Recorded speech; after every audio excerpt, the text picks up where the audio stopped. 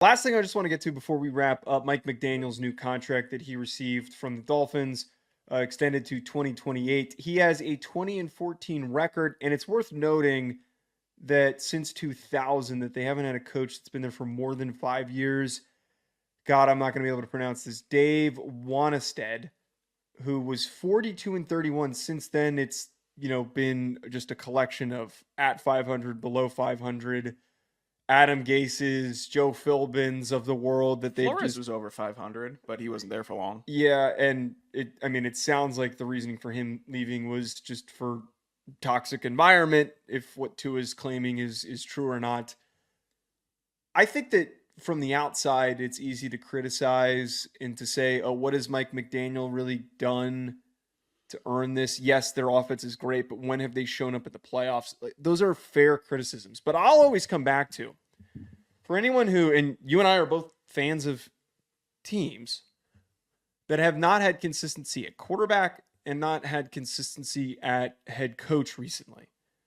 Having a good head coach, it's hard to find a great one, but having a good head coach and a good quarterback is better than not having one at all and trying to start over and entering the ambiguous void that is trying to guess if the next hire is the right one. There's just too much volatility in the success of finding someone who is going to produce results on the field. Mike McDaniel has earned this. I don't think that there's many people pushing back on it.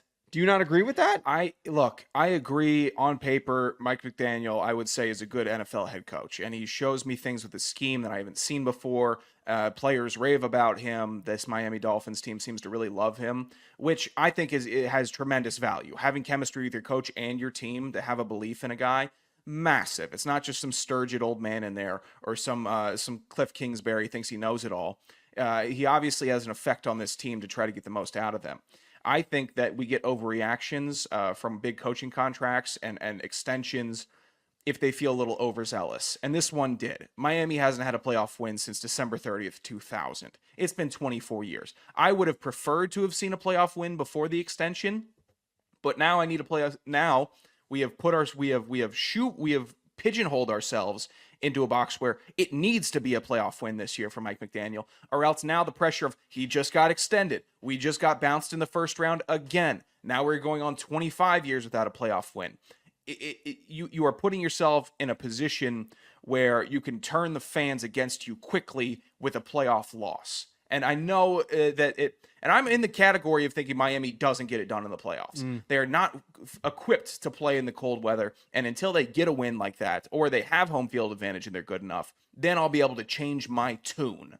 But right now, it still feels overzealous. You needed someone to break the streak. I think McDaniel can do it eventually. And if that's the bet you're putting on the contract, you may say it's a smart play. I still find it to be overzealous. And something like this, the fans, I think, would resonate with that side of the logic. The problem is, though, if you don't extend him and then his contract ends and you decide not to bring him back, then you enter into the territory of, this is where I think teams get trapped. And it's exactly what's happening with Dak Prescott with the Cowboys of, okay, well, maybe we don't think that this guy is all the way where we want him to be. He's 3/4 of the way there. We're happy with the results, but we need to get over the hump. We want to win a Super Bowl. We want to win playoff games. We want to be a premier top 3 team in the NFL. Banking on and hoping that there's something better out there does not always pan out. It's just like, you break up with your girlfriend because you think that you're going to find something better, and then you're single and you realize that, hey, I ain't got shit going on for me. I can't believe that I'm now single, and I put on all this weight when I was dating someone. It's like the same thing. You think that you're better than you are and you're deserving of more, when in reality you have the best opportunity that you've had in a very long time. I think that precedent, yes, they haven't won a playoff game since 2005, but what has preceded them, all of the inconsistency at head coach and also the up and down seasons that they've had prior to it, I think is enough to say, all right, it feels like we're moving in the right direction for once. This guy is going to push us in that right direction. They had some awful years. They had the Beck years, the Henne years.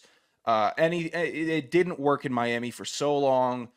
They were so depleted with talent for a long time, and now the last couple years they've replenished and they built a new team. They still can't get the defense, at least the defensive line or linebackers right. The defensive backfield always picks it up in the second half. I'm not worried about them. It's just as a culture in a whole, can they do it this year?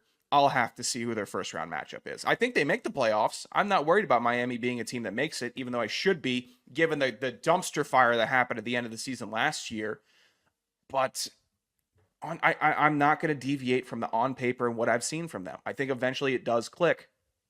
I just would have rather seen payments when it clicks or after I see it click. And I don't know what the timetable was, if they had to pay him, give him the extension now, or if they could have done it next season. I think naturally, and it goes again with the quarterback contracts, if it isn't resolved, it becomes a distraction. So resolve it now, That's move fair. forward. Everybody's locked in, everybody's focused, everybody is moving in the correct direction. And it's similar to the Tua thing. You know, it's similar to how everyone was like, did Tua really deserve the contract that he just got?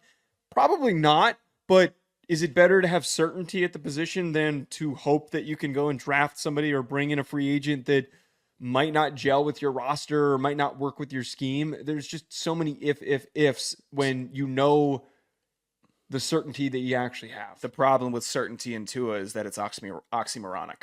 Why is it oxymoronic? Because you don't know if Tua is going to be the guy. You still don't know. There's certainty that he will be the starter. He's good enough to be a starter for your team. Wait. But is he certainty to continue to improve, get better, and be a quarterback that can lead a deep playoff run? If not, then we're just sitting here pulling our putts. Everything in sports can be related back to some analogy with dating. If anyone who's been in a locker room, in a meeting room, we got the love doctor here. Well, no, but seriously, anyone who's been in a meeting room, coaches love to use those analogies, and it applies to what you just said. Oh, he's proven he's not the guy. It's the same thing as guys or girls going around hoping that they find the one. There's no such thing as that. You're never going to find somebody that checks every goddamn box. God.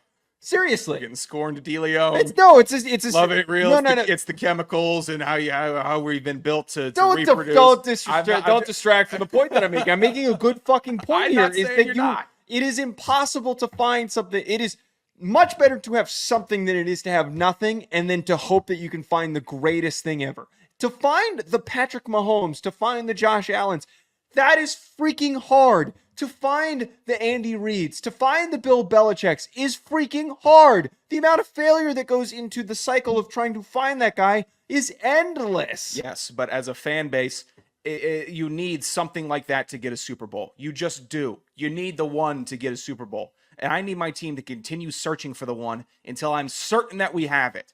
The Texans were searching and searching and searching. Now they got Stroud. They have their one, and I'm happy for them, and I'm going to see them go and make good things happen together. But they kept playing that lottery, and from the fan standpoint, all I want is a ticket. That's all I want. Was I disappointed we didn't get a player that could start immediately instead of Michael Penix luck more creating than a bunch anything. of madness in the second string this year for Atlanta? Yes, but I like that I had the lottery ticket to look forward to. I haven't scratched off the numbers yet. I have hope. That's what the NFL fan wants. They want to have a chance to have that guy at quarterback be the one that leads them to the promised land. The Kirk Cousins thing's insane because to another analogy time, it's like having a fiance and then openly being like, all right, I'm sick of you. I've got this 20-year-old that I'm just going to kind of George and Marissa Tomei. That's going to hang out with us. It's Marissa Tomei. I have to go.